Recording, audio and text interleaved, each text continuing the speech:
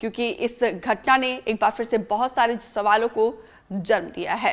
रायपुर में 2 नक्सलियों की गिरफ्तारी को लेकर ये अपडेट हम आप तक पहुंचा रहे हैं, जहां पे देखिए जग्गू कुटसाल और कमल पर 13 लाख रुपए का इनाम था। रायपुर के चांगोर भाटा इलाके में रहते थे ये दोनों नक्सली।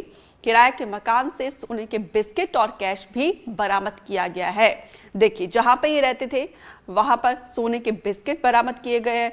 सोने का भाव इस वक्त हम सब जान रहे हैं, लाख से पार क्रॉस चेक कर चुका है।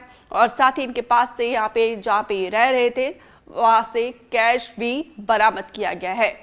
नीलेश ज्यादा जानकारी के साथ लाइव जुड़ रहे हैं। नीलेश, क्योंकि आज जो ये खबर निकलकर सामने आई है इसने बहुत सारे सवालों को जन्म दिया है। ऐसे ना जाने और कितने नक्सली हमारे बीच रह रहे होंगे और पता भी नहीं होगा। देखिए, वो भी 3 महीने से रायपुर के उस घर में जहाँ जिसकी तस्वीरें अभी स्क्रीन पर दिख रही हैं, उस घर में रायपुर में 3 महीने से रह रहे थे। लेकिन उसके पहले रायपुर के ही अलग अलग इलाकों में, चाहे वो रायपुरा हो या उडला हो या सरोना हो, वहां पर रहे। और इससे पहले भिलाई दुर्ग में भी रहे, ऐसा खुद पुलिस मान रही है। तो ऐसे में ये एक बड़ी बात यह है कि एक ऐसे नक्सली जो इनामी नक्सली हैं, लगभग दोनों पर अगर मिला लिया जाए, एक पर 8 लाख रुपए और एक पर 5 लाख रुपए का इनाम था। जग्गू पर 8 लाख रुपए और कमला पर 5 लाख रुपए का इनाम राज्य सरकार ने घोषित कर रखे थे। यानी कि लगभग 13 लाख के इनामी नक्सली अगर शहर में आप आम लोगों के बीच में रह रहे हैं।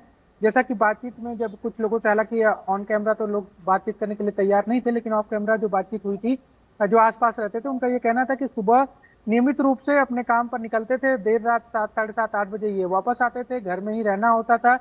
किसी को भी कोई शक ना हो, इस वजह से ज्यादातर लोगों से ना तो दोस्ती ना तो बातचीत, जितना जरूरी है उतना ही बातचीत करना। और लेकिन इस बीच में जब एक कॉल इनके पास आया जो कि नक्सल लीडर का किसी का बताया जा रहा है, और वो ट्रेसिंग मोड में था पुलिस को और एसआईओ को, फिर उसके बाद ही इस बात का अंदाजा लग सका कि ये जो सस्पेक्टेड नंबर है उससे अगर कॉल कहीं आ रहा है और वो लोकेशन रायपुर है, तो उसके बाद फिर जांच पड़ताल शुरू की गई। फिर एक और जब इनपुट निकाले गए तो पता चला कि मेकाहारा में ये दोनों इलाज करा रहे हैं।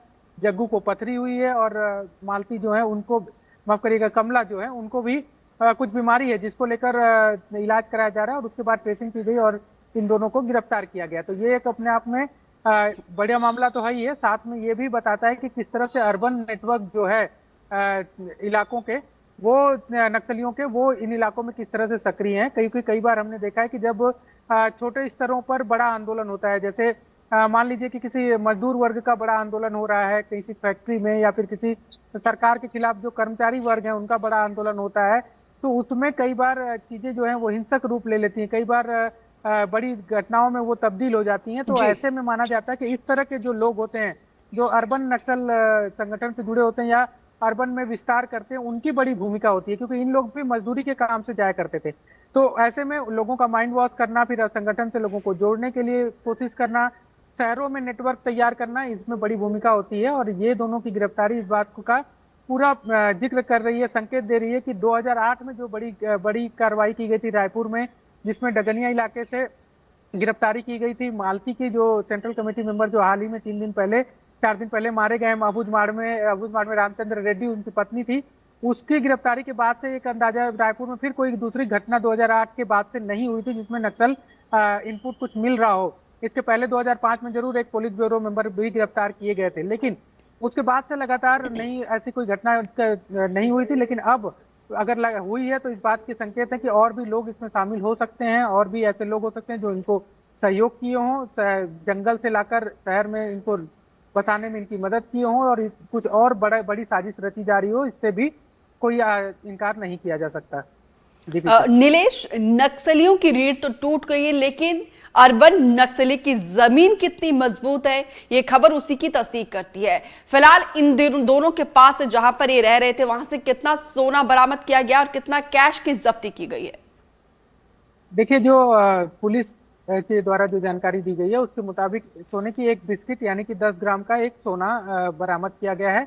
और इसके अलावा कैश 1,17,000 रुपए के आसपास कैश बरामद किया गया है। और बाकी इनके दैनिक उपयोग की जो सामग्रियां होती हैं वो भी बरामद की गई हैं।